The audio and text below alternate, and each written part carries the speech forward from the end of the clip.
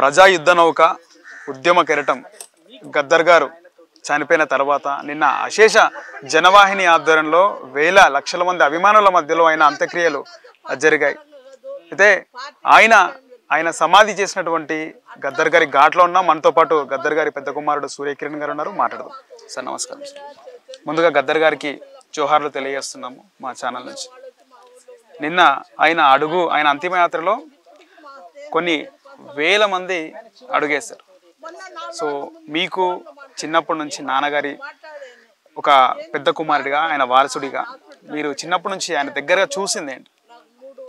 నేను ముందు ప్రజలకి, అందరికీ, అశేషమైన ప్రజలకి, మా కుటుంబ తరఫున వేల లక్షలాది మంది తనని భౌతికాయాన్ని సందర్శించుకున్నారు.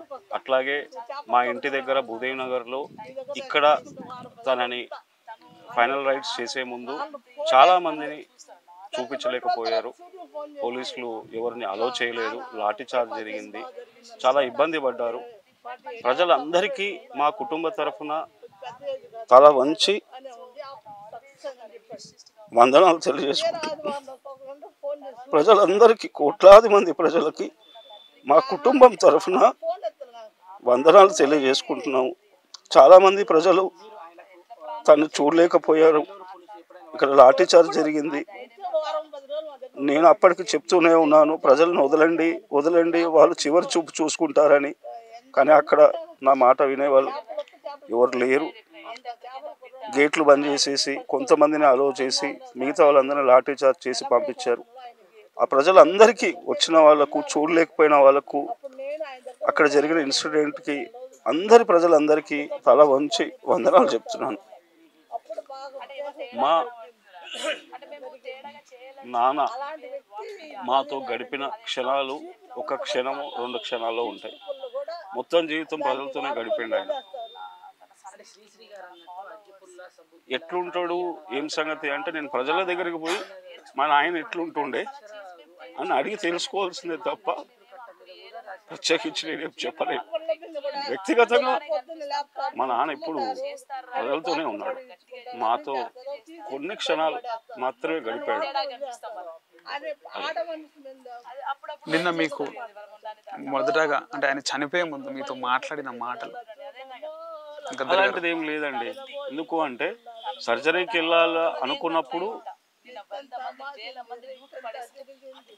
నాతో వచ్చి ఇట్లా వెళ్దామంటే వద్దులే నాన్న, ఇప్పుడు ఎందుకు ఈ ఏజ్లో, తర్వాత చూద్దాంలే అని అన్నాను. అంటే ఆయనకేమో చేయించుకోవాలని ఉండింది, నాకేమో వద్దని ఉండింది. సో గద్దర్ ప్రజా పార్టీ స్థాపన చేస్తున్నాను అన్నప్పుడు కూడా నేను అన్నాను, నాన్న అవును ఈ వయసులో మీరు పార్టీ పెట్టి ఎట్లా నడపడం ఇదంతా అంటే, ఏముంది బిడ్డ, నాకు ప్రజలు ఇచ్చారు గద్దర్ అనే పేరు, నేను తిరిగి ప్రజలకి ఒక పార్టీ రూపాన్ని తీసుకొచ్చి ప్రజల దగ్గరికి పోతా, ప్రజలకి ఇస్తా, ప్రజలే నడిపించుకుంటారు అని మాట చెప్పిండు. ఆ తర్వాత నువ్వు నా ఎంబడి వస్తున్నావు, నువ్వు నడువు నా ఎంబడి అని అన్నాడు. సరే నాన్న అని చెప్పిన, మనం ఇద్దరం కలిసిపోదాం, నువ్వు కొడుగ్గా నా పక్కన ఉండు, అంతే, అంతకు మించి ఏం అవసరం లేదు, నేను నీకు ప్రజల్ని కల్పిస్తా. నువ్వు ఎప్పుడు అంటావు కదా డాడీ, నేను వీడియోలో చూసినా నా ఫ్రెండ్ కాల్ చేసిండు, నేను ఇట్లా రిసీవ్ చేసుకురంట అంటే, ప్రజలతో పనిచేసే వాళ్ళకు, ప్రజల కోసం త్యాగం చేసినాం మేము, మా పార్టీ మేము త్యాగం చేసినాం బిడ్డ.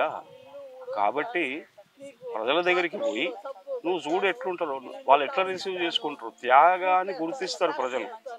ఒక లీడర్ కావాలన్నా, ఒక కవి కావాలనుకున్నా ప్రజల దగ్గరికి పోతే, ప్రజలతోనే బతుకుతే, ప్రజలతోనే బతుకు చేసుకుంటే, ప్రజలని చచ్చిపోతే అది త్యాగం. సో ఇన్ని త్యాగాలు చేసిన మా పార్టీ నేను నేర్చుకున్నది ప్రజల దగ్గర. త్యాగం చేస్తారు బిడ్డ ప్రజలు. కాబట్టి నువ్వు నడువు అంటే, సరే నాన్న, నేను ఉద్యోగం మానేసి నేను మీతోనే తిరుగుతా, మీతోనే ఉంటా అన్న. Okay, wish you all the best. So మనం పోతున్నామేగా అన్నాడు. అవును డాడీ మనం పోతున్నాం అని చాలా సంతోషంగా, ఆనందంగా ఆ రోజు నా చెయ్యి పట్టుకొని ముద్దు పెట్టి, ఇక్కడ ముద్దు పెట్టి బాయ్ పెట్ట, అదే అండి, అంతకు మించి సర్జరీకి ముందు సర్జరీకి ముందు చెప్పిన మాట